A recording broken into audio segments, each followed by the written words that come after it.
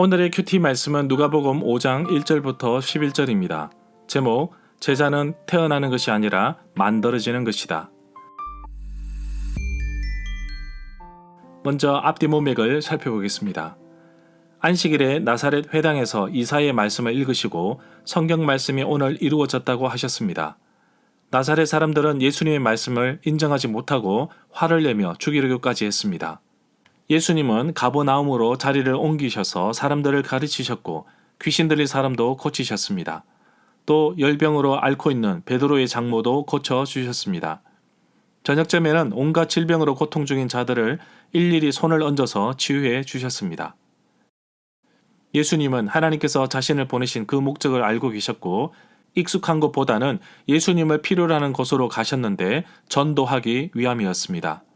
수많은 무리들 가운데 드디어 제자들을 세웁니다.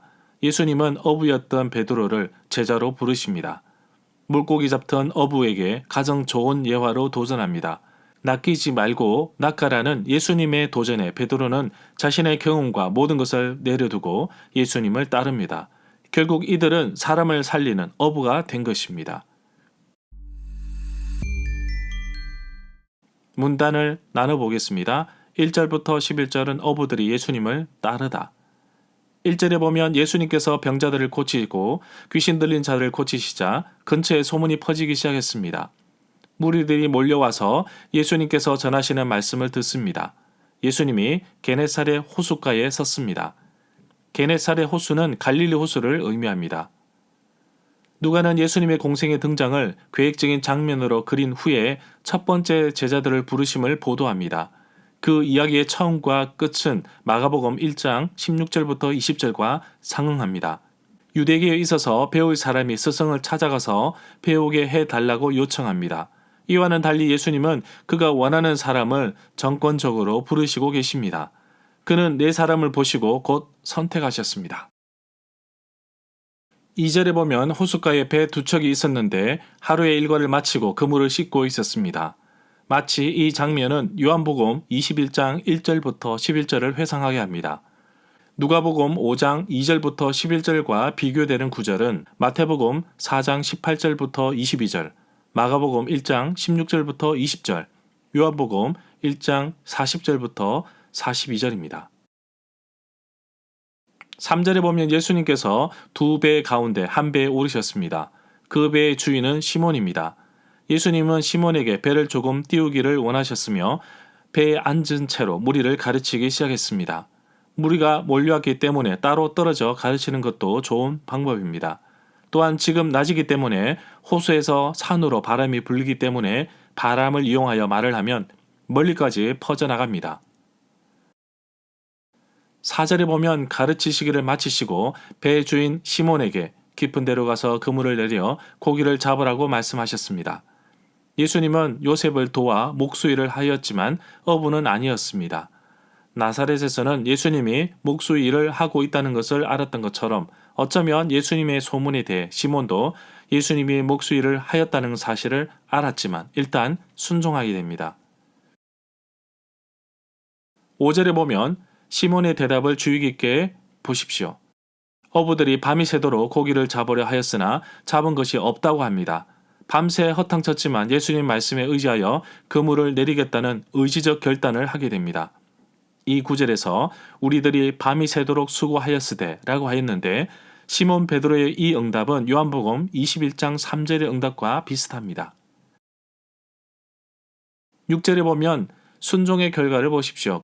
그물을 내렸으니 고기를 잡았고 심이 많아 그물이 찢어졌습니다. 이제 예수님만 있으면 24시간 내내 고기를 가득 잡아 만선의 기쁨을 누릴 수도 있고 또 부자가 되는 것은 시간 문제입니다. 7절에 보면 그물이 찢어질 정도로 많이 잡히자 다른 배에 있는 동료들을 불러 그물을 끌어올리니 배가 잠길 정도가 되었습니다. 말씀에 순종한 결과 엄청난 결과를 가져왔습니다.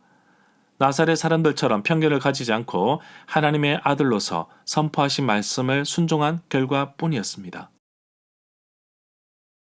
8절에 보면 시몬 베드로는 만선의 기쁨을 잊은 채 예수의 무릎 앞에 엎드려 자신의 모습을 예수님께 고백하게 됩니다. 자연을 다스리시는 진정한 하나님의 아들이심을 시몬은 깨달은 것입니다. 그리고 자신은 죄인이라고 고백합니다. 이 구절의 반응에서 베드로가 특정한 죄의식을 가진 것이 아니었다고 추측할 수 있을 것입니다. 논란과 죄인이라는 느낌은 사람이 하나님의 뛰어난 거룩과 능력을 만나는 곳에서 생긴다고 할 수 있습니다. 예수님 안에서 계시된 하나님의 거룩에 대해 거리를 두려는 원망은 이러한 느낌과 상응한다고 봅니다. 9절에 보면 자신은 죄인이며 자신들을 떠나라고 하였던 것은 고기 잡힌 것으로 인하여 놀랐기 때문입니다.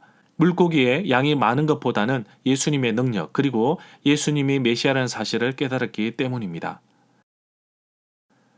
10절에 보면 세베대의 아들이며 시몬의 동업자인 야고보와 요한도 놀랐습니다. 놀란 어부들에게 예수님은 무서워하지 말라, 이제부터 사람을 낚을 것이다. 바로 예수님이 제자들을 부르신 것입니다. 예수님의 기준에서 제자는 학식이나 능력이 뛰어난 사람이 아니라 순종할 수 있는, 따를 수 있는 사람이 바로 제자의 자격이 되는 것입니다. 제자는 태어나는 것이 아니라 만들어지는 것입니다. 누가는 의식적으로 사람을 취한다고 표현하고 있습니다. 고기를 낚는 것은 죽는 것이지만 취하는 것은 죽음으로부터 구조하는 것입니다. 예수님은 비슷한 상황에서 맡긴 약속으로서 대답하십니다. 너는 하리라. 는 말은 초청이 아니라 확정이며 멀리 있는 자를 하나님 가까이에 불러들여서 봉사할 수 있도록 하는 용서의 실현으로 봅니다. 이 구절에서 취하리라는 헬라어의 뜻은 사로잡으리라 입니다. 11절에 보면 어부들은 배를 버려두고 예수님을 따릅니다. 사람을 낚는 어부가 되기 위해서는 배는 필요 없습니다. 복음을 전하기 위해 필요한 것은 버릴 줄 아는 지혜도 필요한 것입니다. 시몬과 야고보, 요한은 정말 좋은 선택을 했습니다. 혹시 신앙생활을 하시면서 이러한 복음을 전하는 일에 목사님께서 부르신다면 함께 순종하며 따르십시오. 하나님께서 여러분들을 통해 일하시기를 원하십니다. 절마다 상세한 설명과 구절 해석, 핵심 내용과 중심 줄거리는 네이버 블로그에 올려져 있습니다. 내게 주시는 교훈입니다. 예수님이 제자들을 부르는 장면이 나옵니다.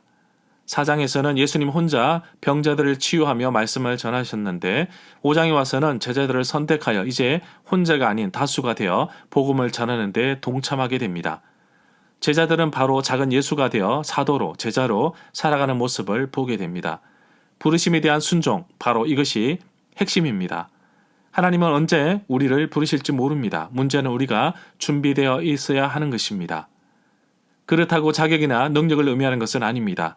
제자는 태어나는 것이 아니라 만들어지는 것입니다. 부르심에 순종하여 따르면 나머지는 하나님께서 책임져 주십니다. 사람을 낚는 업으로 부르심에 순종하십시오. 그리고 그 결과는 하나님께 맡기십시오. 모든 것을 버려두고 떠난 베드로를 보면서 정말 쉽지 않은 결단이라고 봅니다. 단순한 제자를 넘어서 사람을 살리는 일이기에 더욱더 힘과 용기를 얻었을 것입니다. 저 역시 좋은 직장을 버리고 선교사의 삶을 살고 있습니다. 영혼을 구원하고 사람을 살리기 위해 인생의 3분의 1을 이곳에 쏟아부었습니다. 쉽지 않은 결단이었고 어렵고 힘든 삶이지만 예수님께서 나의 삶을 이끄시니 부족함 없이 살아가고 있습니다. 한 번의 부름에서 끝나는 것이 아니라 예수님은 끊임없이 영혼 구원의 목마름으로 나를 부르십니다. 예수님을 단단히 붙잡고 따랐던 베드로처럼 지금 힘든 삶을 살고 있지만 그래도 예수님만 단단히 붙잡고 살려고 합니다. 주님께서 나를 영혼을 구원하는 귀한 일에 부르신 것에 감사합니다. 순종의 그 길에 하나님께서 함께하여 주실 것을 기대하며 살아가는 하루가 되기를 간절히 소망합니다.